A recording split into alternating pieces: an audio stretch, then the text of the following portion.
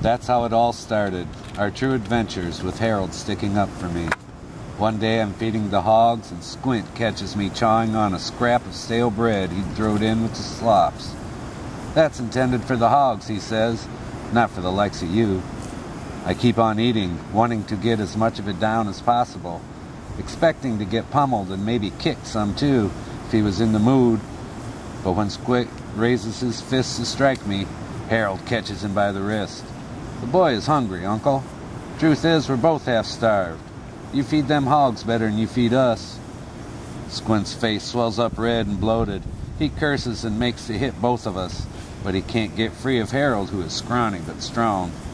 Finally, Squint trips over his own 2 feet and ends up face down in the hog pen, covered with mud and worse. That's when he really gets mad.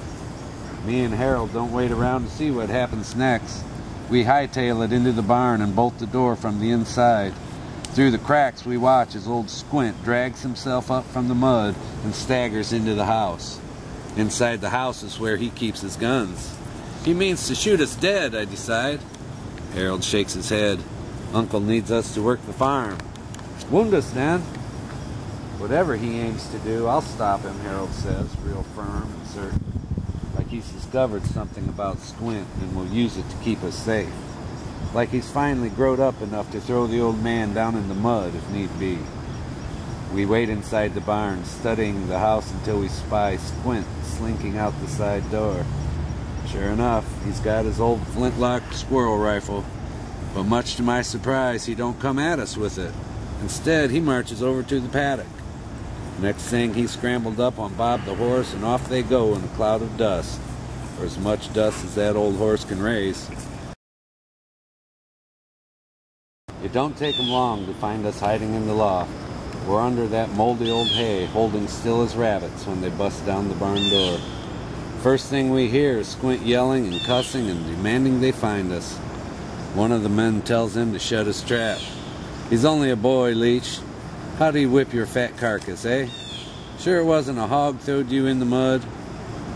A minute or so later, the same man comes up into the loft, thumping the floorboards with the tines of a pitchfork.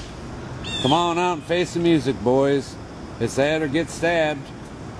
On a count of 1, 2... At each count, he thumps the pitchfork into the floorboards, making those sharp tines ring like a saber. Swang, swang, working closer to where we're hiding, as deliberate as an army advancing. 3! Harold gives me a nudge, and we both stand up, clotted with straws of hay. "'Lo, Mr. Witham," says Harold, picking the hay out of his hair. "'Lo, Harold. You boys sure stirred up old Squint this time." "Yes, sir, we did," says Harold. Unlike me, Harold never lied in his entire life, which makes it all the more worse what happened later when they took us out to the yard. "Harold Figg, you stand accused," roars Squint, shaking his fist. "The boy tried to murder me. Put him in irons." "Oh, shut up, you old fool," says J.T. Marston, who has a way of speaking quiet but forceful. Marston has got a skinny white beard down to his waist and eyes as black as buttons. He grins at us with all of his yellow teeth, the way a dog will grin just before it bites you, and then he says, "Harold Joseph Figg, you must now present yourself to the conscription of able-bodied men and take your oath, according to the Enrollment Act of March 3rd, 1863. "Enrollment?" says Harold, straightening up. "But I'm not of age. I am but 17. "That's a lie," roars Squint. "I'll swear on a Bible the boy's 20. "So sworn," says Marston with a wave of his hand. The stranger in the blue uniform isn't paying attention, and Marston has to speak to him sharply before he staggers over to Harold. "Are you ready, son?" the stranger asks. "This isn't right," says Harold, looking from the stranger to the magistrate. "I'm not of legal age." "How can you do this, Uncle? Who will take care of Homer?" "I'm his guardian," snarls Squint. "I'll take care of the little devil, you can be sure of that." "The oath, Sergeant," Marston insists. When Harold shakes his head, the stranger holsters his pistol and holds it loosely at his side. "Private, you must take the oath or be shot as a deserter. What shall it be? You'd shoot a boy? Harold asked in disbelief. I am not of age, and I think you know it. For the first time, the stranger looks my big brother right in the eye. I have shot many boys, he says.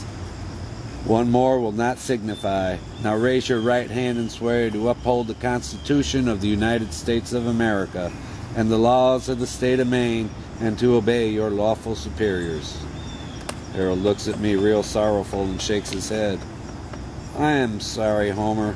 Squint has got me this time. I must do as they say.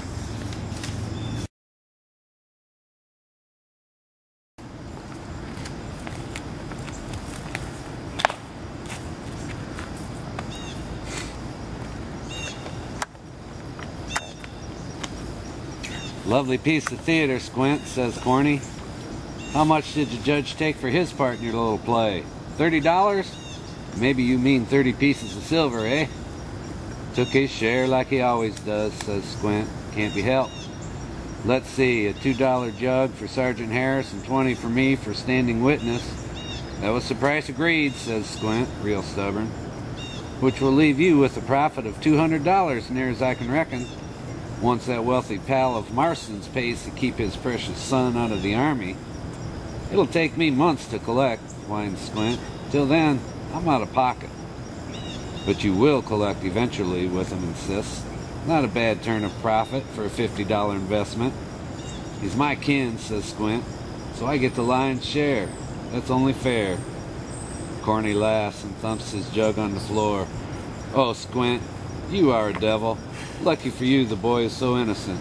He'll be under fire before he realizes he wasn't sworn legal, and that the draft ain't even gone into a legal effect yet. That was mighty smart, saying he was 20. He could be 20, Squint whines. Look at the size of him. And besides, boys younger than him have volunteered. Younger boys have lied about their true age and enlisted. Why shouldn't he?